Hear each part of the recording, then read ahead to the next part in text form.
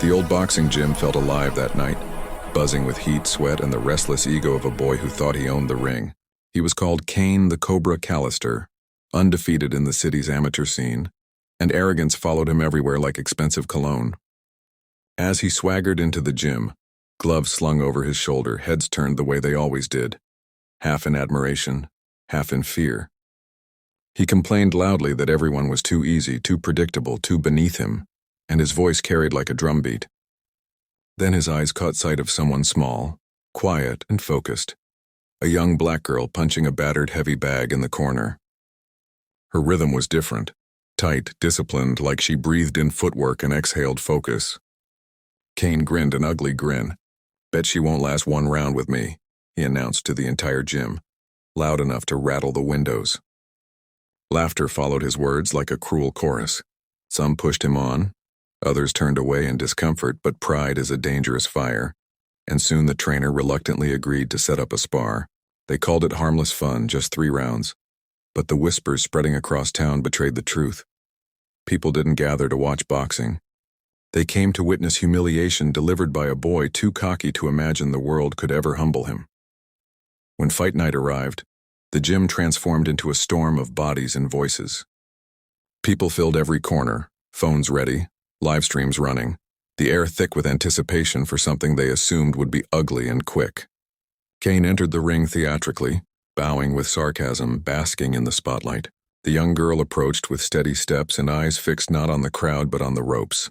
The mat, the silent promise of fairness boxing had always given her. She had trained alone for years, punching through grief, loneliness, and the absence of a father, who once told her that greatness wasn't loud, it was quiet and patient. When the bell rang for round 1, Kane danced forward, tossing lazy jabs meant to embarrass her. But she moved like a whisper dodging through heavy wind. Slip left, slip right, pivot, tap to the ribs, clean, intelligent, undeniable. The gym fell silent for a heartbeat. Kane's smirk faltered. He threw harder, faster shots, but she read him like a familiar book, and the end of the round found him blinking and frowning, his pride bruised deeper than his jaw. The crowd murmured. Phones lowered. Something was different. Round 2 exploded. Fury replaced Kane's arrogance. Heavy blows cracking through the air, sweat raining from his brow, feet stomping like thunder. The girl absorbed what she had to, gliding around danger, snapping precise counters into his ribs and chin. A hush spread like smoke. The spectators who once laughed now watched in awe as discipline devoured ego. Kane's footwork unraveled. Punches grew desperate, and when she ducked under a wild swing and snapped an uppercut into his jaw, his knees buckled. The bell saved him, or so he thought. He stumbled to his corner, pride melting into panic. His trainer squeezed his shoulders hard enough to wake him. "Respect her," he hissed. Across the ring, the girl breathed slow and steady, remembering long nights where she trained alone to quiet tears nobody saw. Then round 3 began. Not boy versus girl, but fighter versus fighter.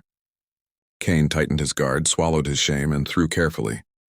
He landed a few sharp blows and the audience gasped, hopeful the humiliation would flip.